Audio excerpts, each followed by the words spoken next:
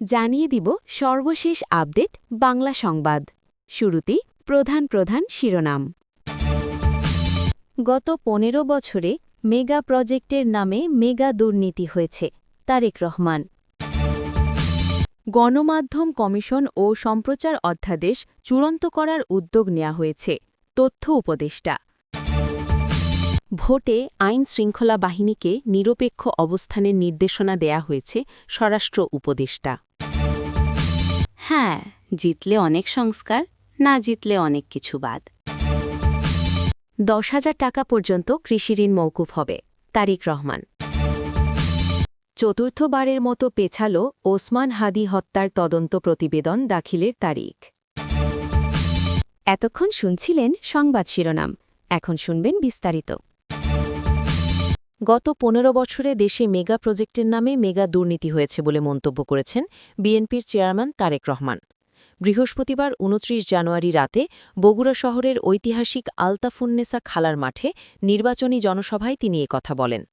তিনি বলেন, আসন্ন নির্বাচন শুধু নির্বাচন নয়, এই নির্বাচন নিশ্চিত করবে আগামী দিনের সরকার দেশের মানুষের কাছে জবাবদিহিমূলক হবে কিনা। নির্বাচন নিয়ে তাই সতর্ক থাকতে হবে। ১২ ফেব্রুয়ারি নির্ধারণ হবে দেশ কোন দিকে যাবে। তারেক রহমান বলেন, ২০০১ থেকে ২০০৬ পর্যন্ত বিএনপি বগুড়াকে মডেল জেলায় রূপ দিয়েছে। সেই অনুসারেই বাকি ৬৩টি জেলাকে সাজানোর পরিকল্পনা করেছিল বিএনপি। শুধু বগুড়া নয়, গত ১৭ বছর গোটা বাংলাদেশই বঞ্চিত হয়েছিল। তিনি আরও বলেন, ১৫ বছর ধরে সমগ্র দেশ বঞ্চিত ছিল। দেশ পরিচালনার সুযোগ পেলে সমগ্র দেশকে সাথে টানতে হবে। দেশের মানুষ চিকিৎসা সুবিধা পায়নি, কৃষি, শিক্ষা ব্যবস্থা ধ্বংস হয়ে গেছে। মেগা প্রজেক্টের নামে মেগা দুর্নীতি হয়েছে। যেভাবেই হোক দুর্নীতির টুটি চেপে ধরতে হবে। এর মাধ্যমে দেশকে সামনের দিকে এগিয়ে নিতে হবে। জাতীয় গণমাধ্যম কমিশন অধ্যাদেশ ও সম্প্রচার অধ্যাদেশ চূড়ান্ত করার উদ্যোগ নিয়েছে অন্তর্বর্তী সরকার।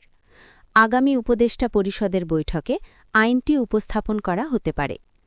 সাংবাদিকদের সুরক্ষা ও তথ্য প্রবাহের স্বাধীনতা নিশ্চিত করতে এই উদ্যোগ নেওয়া হয়েছে বলে জানান তথ্য ও সম্প্রচার উপদেষ্টা সৈয়দা রিজওয়ানা হাসান। তথ্য ভবনে বিভিন্ন অংশীজনের সাথে বৈঠক শেষে উপদেষ্টা একথা বলেন। বৈঠকে তাড়াহুড়ো করে এই আইন না করার কথা বলেন কেউ কেউ। এতে সম্পাদক পরিষদ, অ্যাটকো, জাতীয় press club, Dhaka reporters unity, BJCI সহ বড় কয়েকটি সংগঠনের প্রতিনিধি অংশ নেয়নি। যারা আসেনি তাদের সাথে পরে যোগাযোগ করে নেওয়া হবে বলে জানান উপদেষ্টা।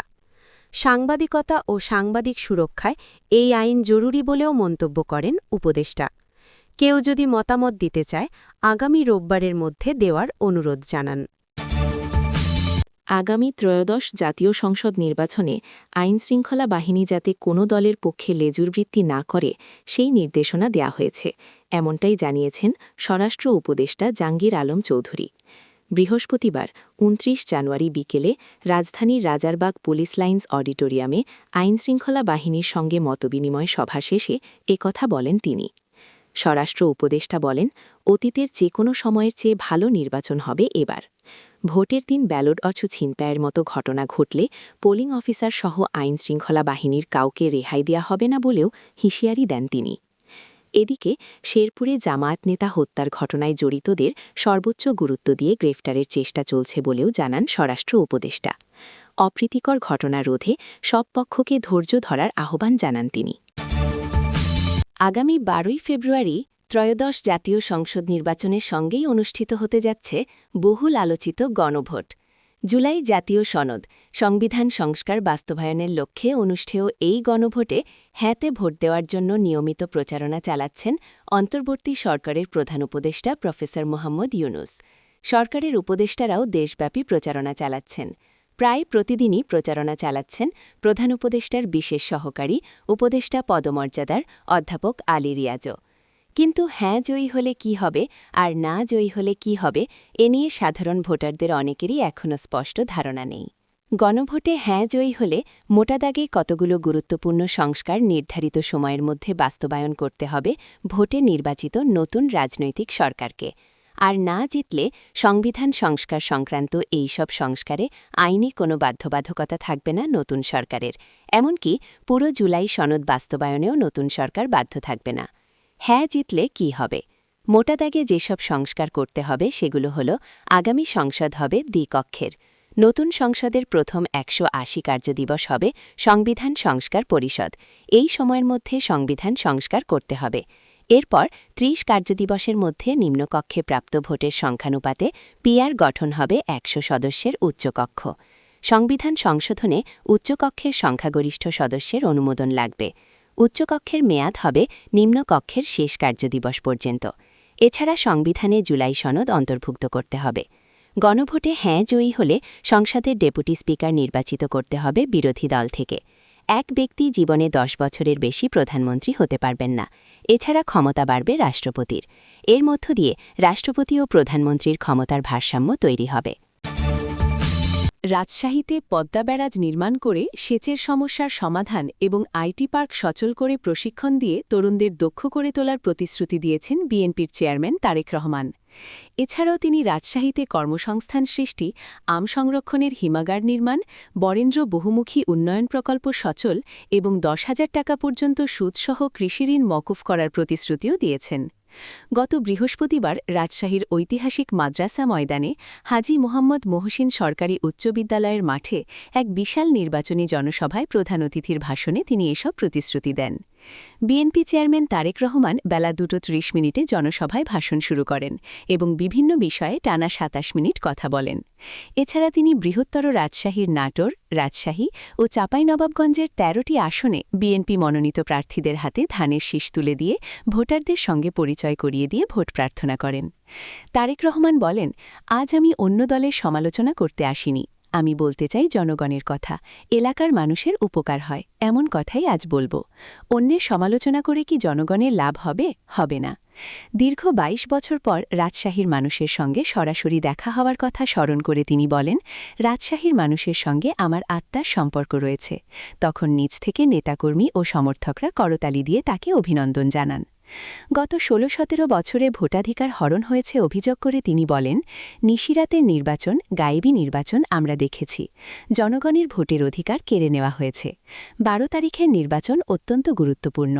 গণতন্ত্র থাকলেই জনগণের প্রকল্প বাস্তবায়ন সম্ভব হবে। আমরা ধর্ম নয়, মানুষ দেখি। ১৯৭১ সালে আপনারা মুক্তিযুদ্ধে গিয়েছিলেন, তখন ধর্ম দেখি নাই। এখন দেশ করার সময় আমরা মুসলমান, হিন্দু, বৌদ্ধ, খ্রিস্টান সবাইকে নিয়ে শান্তিতে বসবাস করতে চাই। ইনকিলাব মঞ্চের আহ্বায়ক শরীফ ওসমান বিন হাদি হত্যা মামলার অধিকতর তদন্ত প্রতিবেদন দাখিলের জন্য আগামী ৩ ফেব্রুয়ারি দিন ঠিক করেছেন আদালত। বৃহস্পতিবার ২৯ জানুয়ারি ঢাকার অতিরিক্ত চিফ মেট্রোপলিটন ম্যাজিস্ট্রেট আওলাদ হোসেন মোহাম্মদ জুনায়েদ এদিন ধার্য করেন। এ নিয়ে মোট ৪ বার পেছাল তদন্ত প্রতিবেদন দাখিল। আদালত সূত্রে জানা গেছে, এদিন অধিকতর তদন্ত প্রতিবেদন দাখিলের জন্য দিন ধার্য ছিল। তবে মামলার তদন্তকারী কর্মকর্তা ও পুলিশের অপরাধ তদন্ত বিভাগের সিআইডি সহকারী পুলিশ সুপার আব্দুল কাদির ভূঁইয়া আদালতে কোনো প্রতিবেদন দাখিল করতে পারেননি। এজন্য প্রতিবেদন দাখিলের নতুন দিন ধার্য করেছেন আদালত।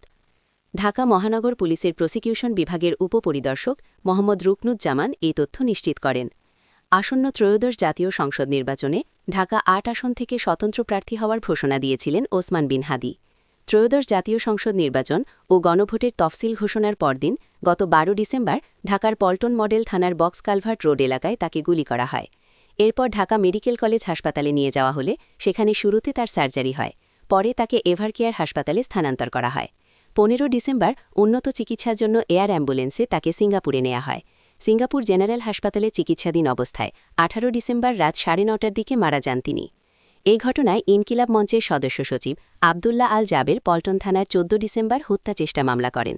পরে এটা হত্যা মামলায় রূপান্তর করা হয়। এর আগে গত ৬ জানুয়ারি মামলাটি তদন্ত করে ১৭ আসামির বিরুদ্ধে আদালতে অভিযোগপত্র দিয়েছিল ডিএমপির গোয়েন্দা শাখা ডিবি। মামলার বাদী ১৫ ডিসেম্বর ডিবির অভিযোগপত্রের বিষয়ে আদালতে নারাজি আবেদন দেন। এর পরিপ্রেক্ষিতে সেদিন আদালত মামলাটি অধিকতর তদন্তের জন্য সিআইডিকে নির্দেশ দেন এবং ২০ জানুয়ারির মধ্যে প্রতিবেদন দাখিল করতে বলেন। কিন্তু সেদিনও প্রতিবেদন দাখিল না হওয়ায় ২৫ জানুয়ারিতে আজকের দিন ধার্য করেন আদালত। আজ প্রতিবেদন দাখিল না হওয়ায় আবার নতুন তারিখ ধার্য হয়েছে।